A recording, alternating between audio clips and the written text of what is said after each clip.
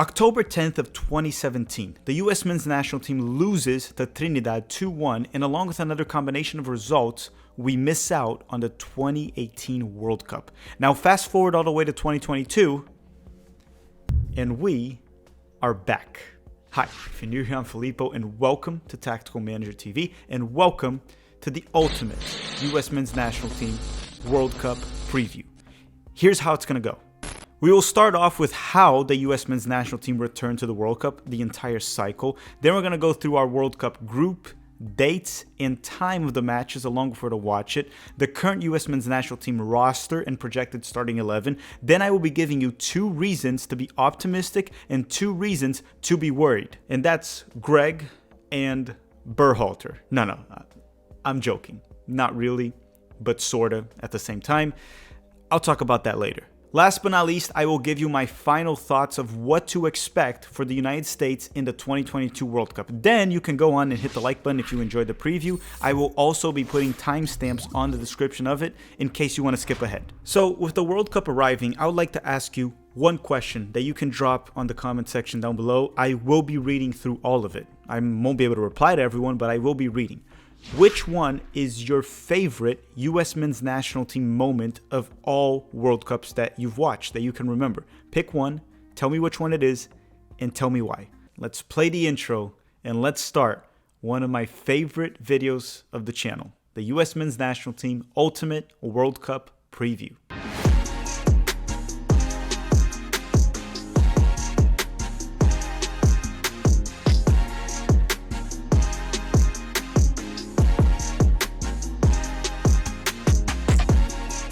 After failing to qualify to the 2018 World Cup, the US Soccer Federation took its sweet time when it came to hiring a coach to replace Bruce Arena. After over a year with David Sarachan as the interim head coach, they finally announced Greg Berhalter, that at the time he would leave the Columbus Crew in Major League Soccer to become the US men's national team head coach, with the promise to change the way the world sees US soccer. And let's be honest here, the World Cup is that stage. So Greg Berhalter took over back in 2019, but let's fast forward all the way to the 2021 CONCACAF Nations League. So 2021 arrives and we slowly start to see this talented US men's national team generation shape up.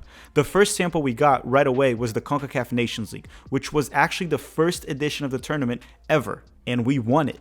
Despite a lot of questionable decisions by Greg Berhalter himself, such as starting Sebastian Lletget and Jackson Yu in the midfield against Honduras in the semifinals and needing a late goal by Jordan Pefok to bail him out. Then you go on to the Mexico final where he started McKennie and Acosta in a double pivot midfield with a back 3, while Yunus Musa was on the bench the full 90 minutes. And I understand that Yunus Musa now, and a couple months ago, was a far better player, is a far better player than he was back in that time, but a couple months later, Yunus Musa was already playing for us in World Cup qualifying and showing all his quality. So, yeah, that was a questionable decision by Greg Berhalter. Not just that, we can also talk about the game management where he left Tim Ream long enough in that match in isolation to get torched by my BFF, Diego Lainez. But anyhow, with players like McKennie, Christian Pulisic, and perhaps the hero of the night, Ethan Horvath, that came off the bench to replace an injured Zach Steffen, and then Horvath would go on to save a penalty kick from Guardado to help the US men's national team win the Nations League trophy. So regardless of all that, we still got the trophy, and we slowly start to see lapses of talent of this great young generation that we currently have. But it doesn't end just there. During the summer, the US men's national team would send a B team to the Gold Cup hosted in the United States, mostly composed of MLS players. With this team, Greg Berhalter was able to showcase all the depth that the United States now had. Being able to win the Gold Cup while also defeating Mexico once again in the final, this time with a header from Miles Robinson in extra time, was amazing. Also, the only sad part of all of this is Miles Robinson will not be available for the World Cup due to an Achilles injury. And I must say, for that final, Mexico had most of their main players. Definitely not all of them, but it was more of like close to an A team rather than a B team like the United States. Oh, and during the Gold Cup, we 1-0'd the living crap out of our opponents. Like, almost all of them. We had 6 matches total in the Gold Cup, outside of the 6-1 win over Martinique, which is not even a FIFA country, they're not even registered in FIFA. We 1-0'd the living crap out of everyone, but who cares? A win is a win, including a 1-0 win against the host of the World Cup, Qatar. Now, you might be asking yourself, what the heck was Qatar doing in the Gold Cup? Well, money. That's literally it. That's the only reason. Which is also the only reason they're hosting the World Cup. So, consistency. After winning 2 trophies over the summer and having what is arguably the most talented generation the US men's national team has ever had, pause right there, okay? Just one thing to make it clear. Having the most talent and being the best one, they ain't the same. You can have more talent and not be the best player. This current generation still has a lot to prove, but in my opinion, the United States has never had this much talent and depth coming into the World Cup. So we arrive in World Cup qualifying with high expectations, right? 2 trophies, talented generation, yet the struggle was real. The United States barely qualified by finishing in 3rd place, tied in points with Costa Rica, only ahead in goal differential. In CONCACAF, the top 3 teams qualified directly to the World Cup, so we qualified directly, and the 4th seed goes on to play an interconfederate playoff with a team from a different confederation, which Costa Rica did with New Zealand, and they eventually won and qualified to the World Cup. Look, I'm not going to recap the entire World Cup qualifying campaign, but if you allow me, I will summarize it to a few words. We won a lot at home, and we shat the bed away.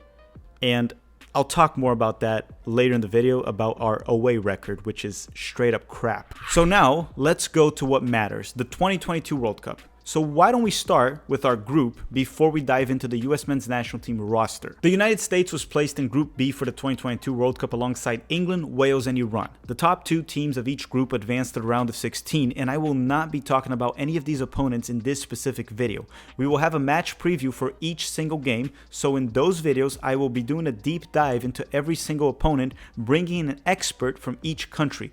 Except for Wales, because I have been struggling to find some expert from Wales. I'm starting to believe that Wales might not even be a real country. But here is our schedule, so mark your calendars. For the first match, the US men's national team will face Wales November 21st at 2 p.m. Eastern Time. Then for the second round, we will face England November 25th, also at 2 p.m. Eastern Time during Black Friday. And we're all hoping that Harry Maguire will start.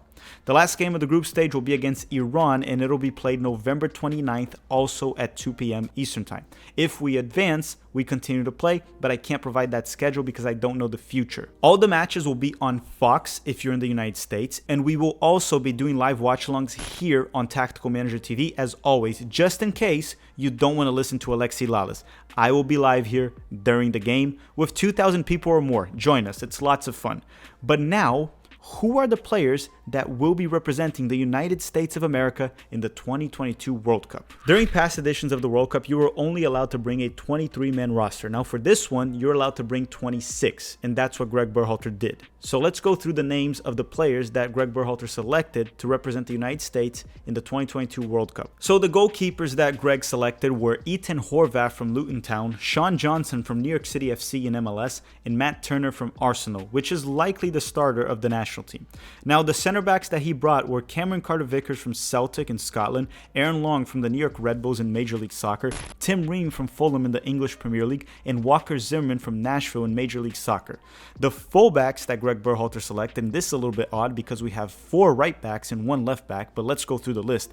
We have Serginho Dest from AC Milan, Shaq Moore from Nashville in MLS, Joe Scally from Borussia Mönchengladbach in the Bundesliga, DeAndre Yedlin from Inter Miami, also the only player in this roster with World Cup experience, and Jedi Robinson from Fulham. The midfielders he selected were Brendan Aronson from Leeds United, Tyler Adams, also from Leeds United, Kelna Costa from LAFC, Luca De La Torre from Celta de Vigo, Weston McKennie from Juventus, Yunus Musa from Valencia in La Liga, and Christian Roldan from the Seattle Sounders.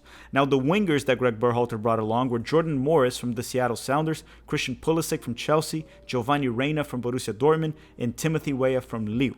The center forwards that he brought 3 were Jesus Ferreira from FC Dallas, Josh Sargent from Norwich in the EFL Championship, and Haji Wright from Antalyaspor in Turkey. Look, I'm not going to pick on players and tell you who should or should not be here. I'm not the coach. This is the team that we're going with, we like it or not. And I have talked about it quite a bit. You can check out our USMNT roster livestream from November 9th that I did go through the roster in depth. Now, there is some important information that I want to give you about this team right now, and one of them is the U.S. men's national team roster has an average age of 25.5 years of age, roughly. Not as young as it was projected to be originally, but still a very young team. Likely one of the youngest ones in the competition alongside Ecuador. DeAndre Yedlin, as I said, he is the only player in this roster with World Cup experience, as he was there in the 2014.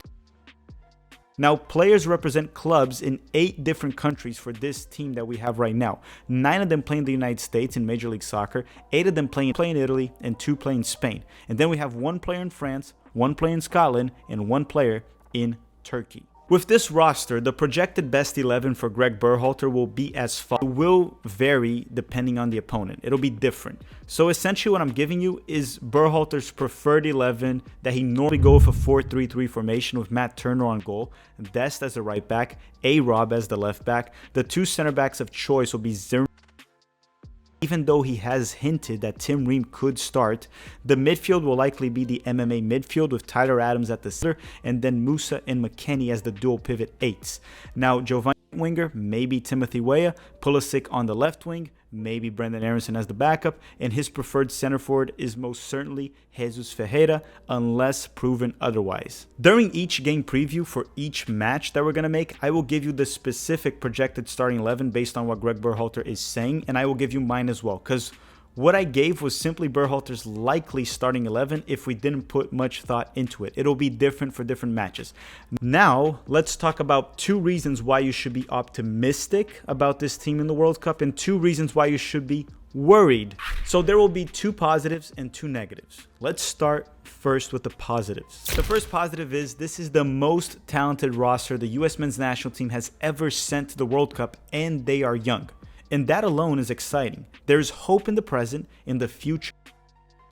Let's put it this way. This team right now is better than the 2018 one that missed the World Cup, but worse than the 2026 one that will be in the World Cup that we will host here in the United States. We tend to also remember past rosters with many of our players in their prime. And again, even if you agree with me that this is the most talented team we've ever had, it does not mean this is the best team we've ever had. For example, Clint Dempsey, to me, has less talent than Christian Pulisic. But if we had him here right now in his prime, he would be the best player in this roster. And I will die on this hill. If Clint Dempsey was here right now, he would be the best player in this 26-man roster. No questions asked. But somewhere we can all agree is depth. In the past, the drop-off between our starters and the bench players was far larger than it is now. And I'll give you an example right now to what I'm referring to in terms of depth. The U.S. men's national team will likely be playing a 4-3-3 in this World Cup, which means we're going to have 2 central midfielders and 2 wingers. That is 4 spots right there for McKennie, Musa, Aronson, Pulisic, Reina, and Weah to compete for. So 2 of them will have to come off the bench. And that is a good problem to have. That is real depth. Also understand that if Greg Berhalter had not snubbed certain players, we would have had even more depth and talent in this roster. I think players like Ricardo Pepi, Jordan Pifak, Johnny Cardoso, Jordi Mihailovic, Eric Williamson, Eric Palmer-Brown could have all been added and would give this roster even more value.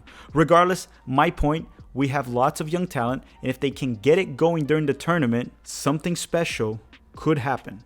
Reason number 2 to be optimistic is in recent history, we usually get out of our group. From 1994 to 2014, we played 6 World Cups. We got out of our group 4 times out of 6, and even made it to the quarterfinals back in 2002 when Germany had to rob us to go through to the semifinals. And completely off topic, sorta, that probably still bothers Greg Berhalter till this day. My point here, if I am correct, and this is the most talent and depth that we've ever had, why can't our boys get out of the group this time?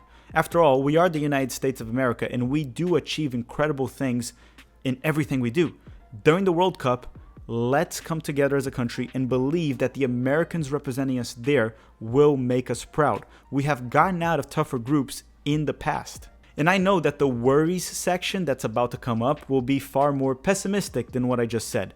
But after that section, I will be giving you my final thoughts of what I have to say. And I must tell you right away, little spoiler alert, I have a lot of faith in our players. And so should you. But now, not everything is sunshine and rainbows, and there's a lot of issues to address. And I don't want to go all fanboy and just be all hype and say, let's do this, we got this.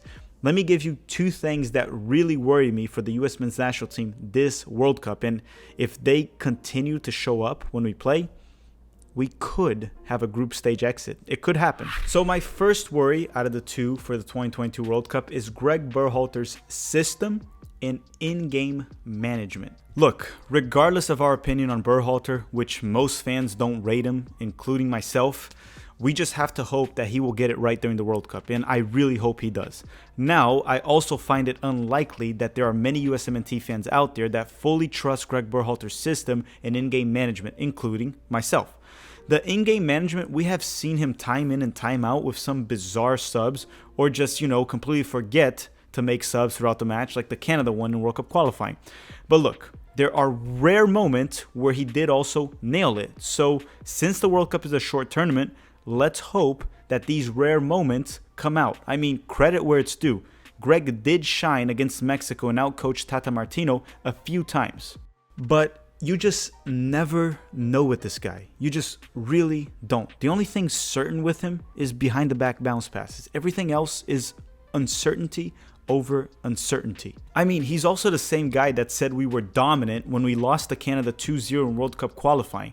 He's also the guy that said he had no regrets after making 7 changes to the starting 11 and losing to Panama 1-0 also in World Cup qualifying. So you just never know with him. The only good thing here is that the bounce passes do give Watke some good content to work with, and for that, we are all very thankful. But that aside, let me tell you why I'm worried about his system, unless it changes. For starters, we struggle to play against low block or defensive teams, which is what we might see against Wales and maybe against Iran.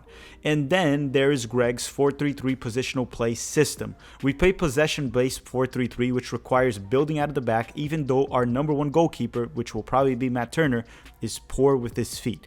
And Greg's choice of center backs are not ball-playing defenders for the most part, unless he picks Tim Ream from the World Cup, because Tim Ream is very good on the ball. I'll give him that. We play also a 6 as a regista that his weakness is on the ball. That's Tyler Adams. If you don't know what a regista is essentially a deep-lying playmaker. We also play our best playmakers out wide, and our 9s don't really seem to score under Greg Berhalter's system. No, seriously, because most of the center forwards that Greg brings in are scoring goals for their clubs every single week or every 2 weeks. They're scoring a lot. That's my point. And then they come into the national team and no one can score anymore. Just none of our 9s can score. We saw all of this get exposed a few times, but mainly on the Japan and Saudi Arabia friendlies back in late September. When the opponent plays a mid-block and clogs up the midfield, our center backs don't know what to do with the ball in their feet. We also talk about that extensively in live stream, so I don't feel like diving into it too much in this video. All of this is a reason to be worried, but at the same time, we can hope that all of this can be adjusted on time for the World Cup. My second worry, and it might be the one that concerns me the most, is our away record. And I sort of talked about that earlier in the video about World Cup qualifying. Let's dive into it a little bit more because this one concerns me a lot. Look, we won 2 trophies during the summer of 2021, right? Both of them were at home. And in World Cup qualifying, for the 7 matches that we played in the United States, we won 6 and we tied 1, going undefeated. But our away record, we had 1 win against Honduras, the worst team in World Cup qualifying for CONCACAF. We had 3 draws and 3 losses. We were awful on the road. Now, the loss to Japan and the draw to Saudi Arabia back in September were both played in Europe. Now, when we tied Uruguay and defeated Morocco for the 2 friendlies in June, those games were in the United States. I can't make my point more clear here. We do well when we play in the United States. Now, when we leave our borders, we suck. Seriously, there's no easier way to say this. We are terrible on the road. So maybe if we can convince our players that Qatar is a US state, then maybe that worry can go away. Or if we convince them that we are all citizens of the world. Imagine there's no countries. Now I just sound like John Lennon, so there's that. Okay, we've reached the final section of the video where I'm going to give you my final thoughts and what do I expect from the US men's national team in this World Cup. But if you made it this far, I would really appreciate it if you could hit that like button. It helps more US fans find us. Alright, so to wrap things up, what are my realistic expectations for the US men's national team this World Cup? What is the floor and what is the ceiling for this team, in my opinion? So the floor would be that all the issues that I mentioned continue to be true and we get knocked out of the group stage. That to me is the worst case scenario. It is possible, of course, but I do not think that is what will happen. Now, a realistic scenario for the US men's national team is we get out of our group, and depending on who we face in round of 16, which can be the Netherlands, Senegal, Qatar, or Ecuador, we get knocked out right there, or we advance to the quarterfinals. It's a one-leg knockout round where anything can happen, but the round of 16 exit seems like a realistic scenario for the United States. Let's say we face the Netherlands. It'll be a very tough opponent for us to go through. Not impossible, but very tough. Now, what's the ceiling? I mean, it's the World Cup. Anything can happen. Crazy stuff can happen. It's in the middle of the winter this time, so anything can happen. But what is a realistic ceiling for this United States side? I think a realistic ceiling would be losing in the quarterfinals, which by then we would likely face Argentina, France, or Denmark. That is where the road would end, which would be a very successful campaign and a great way to build up for 2026. Just between us here, which anyone can see, I would not mind getting knocked out in the quarterfinals by Messi, right? That would be all right. That would be poetic. It would sound nice, right? And then we get ready for 2026, and then Messi comes to Major League Soccer. But again, this is just me trying to be rational. Let's take one game at a time, enjoy every second, and hope Greg Berhalter and the boys can shock the world and change the way the world sees US soccer. After all, that is what Greg promised us when he took over the national team job. Alright everyone, thank you very much. I hope you guys enjoyed this preview. Hopefully you also commented down below which is your favorite US Men's National Team World Cup experience or moment that you've watched. I want to thank you all very much for watching. It's here. We're back in the World Cup and we're going to have a full coverage here on the channel. I want to thank you all very much for watching.